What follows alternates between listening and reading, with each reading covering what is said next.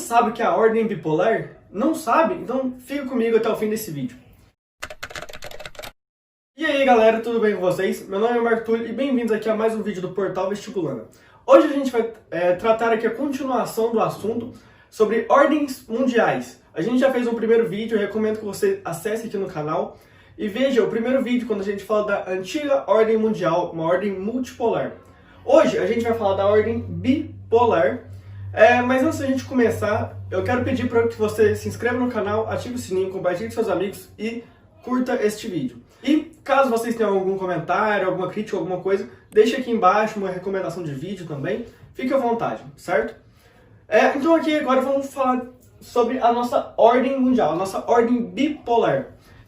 Então aqui, este período ele vai ser marcado com o fim da Segunda Guerra Mundial, onde a Alemanha e o Japão estarão extremamente destruídos. E quem vai sair com muita força disso, com muitos créditos, muito destaque no fim desta guerra, será os Estados Unidos e a União Soviética. Então esses dois, eles começarão uma guerra ideológica. Um defendendo o capitalismo e o outro defendendo o socialismo. Esse período ele é chamado de Guerra Fria, que você deve ter encontrado aí na história muitas vezes. Por que é Guerra Fria? Porque não houve uma guerra de fato declarada. Um nunca virou para o outro e falou assim, ó, estamos em guerra e eu vou te atacar. Não, o que houve foram conflitos indiretos, foram corridas armamentistas, corridas espaciais, certo? Então por isso é o nome de Guerra Fria, porque não teve um embate realmente um contra o outro de frente. Os Estados Unidos ele vai ter a sua ascensão devido ao liberalismo, que aí ele vai conseguir se consolidar nesse mercado dos países capitalistas, ganhando forte destaque. E a União Soviética ela vai ganhar um destaque muito grande com a Revolução Russa, que é quando eles implementaram o socialismo lá dentro. Só que esse avanço que eles terão será com base no autoritarismo e na centralização do poder. Certo? Neste período a gente vai ter as famosas conferências. A gente terá duas conferências muito importantes. A conferência de Yalta, que é quando ela vai definir quais são os países pertencentes à União das Repúblicas Socialistas Soviéticas.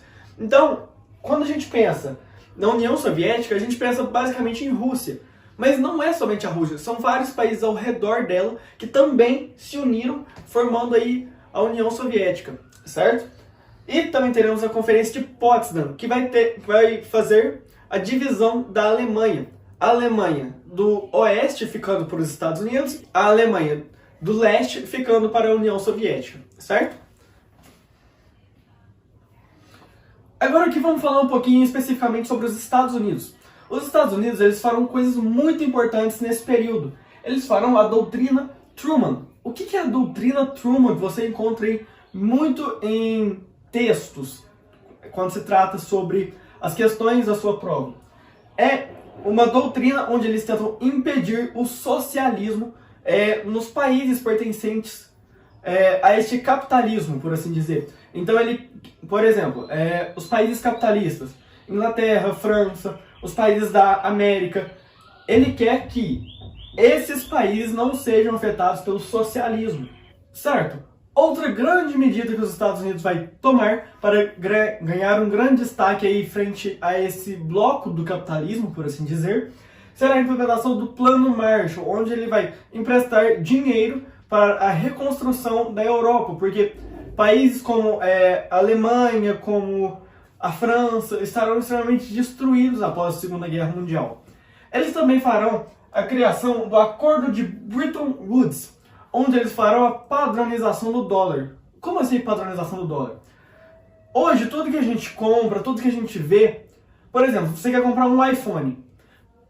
Em vez do iPhone ele já vir com um preço tabelado para o Brasil, não, primeiro ele sai com um preço nos Estados Unidos, e aí você faz uma conversão quando você vai trazer para o Brasil, aí coloca mais um pouco de taxa, mais um pouco de algumas coisas. Mas onde é que começa? Qual é a origem? Estados Unidos, no quê? No padrão dólar. Também terá a criação de duas outras organizações. A criação da OTAN, que é uma organização com fins militares para proteger os países do capitalismo. A União Soviética fará o mesmo. Ela vai fazer esses dois, o Pacto de Varsóvia defendendo os aliados da União Soviética e a Comecon fazendo uma ajuda militar aos países socialistas. Esses dois eles vão querer, os Estados Unidos e a União Soviética, eles vão querer espionar um ao outro. Então, os Estados Unidos vai criar a CIA e a União Soviética a KGB. E aqui, nesse período da Guerra Fria, que a gente vai entender aquela famosa divisão: primeiro, segundo e terceiro mundo. Países de primeiro mundo são os países capitalistas desenvolvidos. Os países de segundo mundo são os países socialistas. E os países de terceiro mundo são os países capitalistas subdesenvolvidos. Eu vou deixar vocês tirarem um print aqui e vamos voltar aqui com a próxima parte da nossa aula, ok?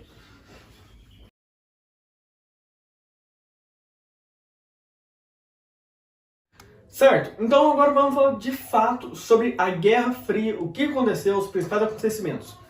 Na Guerra Fria a gente vai ter duas corridas, a corrida armamentista e a corrida espacial. A corrida espacial foi basicamente ver qual das duas nações, Estados Unidos ou União Soviética, qual deles conseguiria levar o homem até a Lua primeiro. Quem conseguiu fazer este feito foi os Estados Unidos, tanto é que ele fez a criação da NASA, certo? E também a gente vai ter a guerra armamentista. Na guerra armamentista, a gente vai ter as criações das bombas atômicas. Estados Unidos com sua bomba nuclear e a União Soviética com a sua bomba de hidrogênio. A gente vai ter várias guerras onde essas nações vão se envolver indiretamente, de uma certa forma. Como, por exemplo, na Guerra das Coreias. Guerra da Coreia. Estados Unidos apoiou a Coreia do Sul. Aqui não foi exatamente a União Soviética que apoiou a Coreia do Norte, foi a China, porém a China era socialista e apoiou a Coreia do Norte, causando aí essa briga entre as duas Coreias, que persiste até hoje, mais ou menos. Conhecida aí como Guerra das Coreias, certo? A gente vai ter a União Soviética colocando os seus mísseis em Cuba, um país socialista, e Cuba é ali muito pertinho dos Estados Unidos, é parte da Flórida. E aí o que a União Soviética pensou? Vou colocar meus mísseis lá, apontado para os Estados Unidos, e aí, se por acaso eles fizerem alguma coisa, eu vou lá e bombardeio. E aí, o mundo ele ficou 5 dias sob uma tensão extrema, até que esses mísseis lá, eles têm uma falha. Então, é conhecido aí como a crise dos mísseis de Cuba, na história. A gente vai ter a Guerra do Vietnã, onde terá Estados Unidos e a União Soviética batalhando uma contra a outra, cada um apoiando um lado, um apoiando o sul do Vietnã e um apoiando o norte do Vietnã. A gente vai ter as ditaduras na América, que serão patrocinadas pelos Estados Unidos. Os Estados Unidos eles vão querer patrocinar as ditaduras aqui no Brasil, Paraguai, Chile, Argentina. Para que eles vão querer fazer isso? Para que o socialismo não chegue nesses países. Então ele quer manter o seu poder. Só que aí a gente tem que pensar numa coisa: tudo que tem um começo vai ter uma crise no final. E a crise não pegou para os Estados Unidos, pegou com a União Soviética. Por quê? Porque na União Soviética, para eles manterem tudo aquilo que eles necessitavam, né? Todo aquele incentivo financeiro para fazer a corrida espacial, por exemplo, as corridas armamentistas, era um gasto muito elevado. E esse gasto, eles não conseguiram segurar ele, manter ele por muito tempo, fazendo aí uma crise na União Soviética. E tanto é que, em 1985, o Gorbachev, que foi o líder da União Soviética, ele implementou duas políticas no governo da União Soviética. A primeira foi a Perestroika, que foi uma abertura econômica da União Soviética. A União Soviética ela era fechada, né? tanto é que pode ser conhecido aí como cortina de ferro, mão de ferro, coisas assim. Porque ela era somente os países dentro da União Soviética que podiam comercializar. Eles não podiam comercializar com países do capitalismo. Então, ao fazer uma abertura econômica, eles estão meio que assumindo que eles precisam de dinheiro de algum lugar e que o socialismo não está dando certo. Ele também vai fazer o Glasnost, que será uma liberdade política. Vocês lembram que no começo da aula eu falei para vocês que na União Soviética tinha um autoritarismo, uma centralização do poder, porque só tinha um único partido. Aqui, tendo uma liberdade política, eles podem ter mais de um partido e dessa forma o país ele não será tão autoritário, certo? E aí uma coisa que vai ficar muito emblemática como um símbolo para essa crise será, em 1989, a queda do muro em Berlim. Como assim queda do muro em Berlim? Você lembra que eu falei para vocês que a Alemanha foi dividida em duas? Uma parte para os Estados Unidos e uma parte para a União Soviética? Então, eles construíram um muro, dividindo ela em dois. E quando esse muro é quebrado pela população, é um símbolo como se a Guerra Fria estivesse entrando em crise, certo? Então, em 1991, vai ter um desmonte, um desmanche do bloco da União Soviética.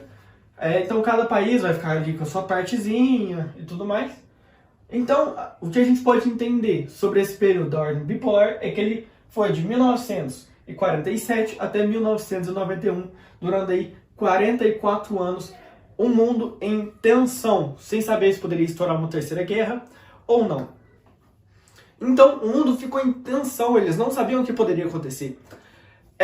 Basicamente foi isso a nossa aula. Eu vou deixar aqui, acabando esse vídeo, o print aqui dessa parte também, para que vocês possam tirar. Eu espero que vocês tenham gostado dessa aula. Se você gostou, dá um like aqui embaixo, se inscreve no canal, ativa o sininho e compartilha com seus amigos, certo? Então a gente vai trazer aqui a parte 3 também, falando sobre a nova ordem mundial. Até a próxima e tchau!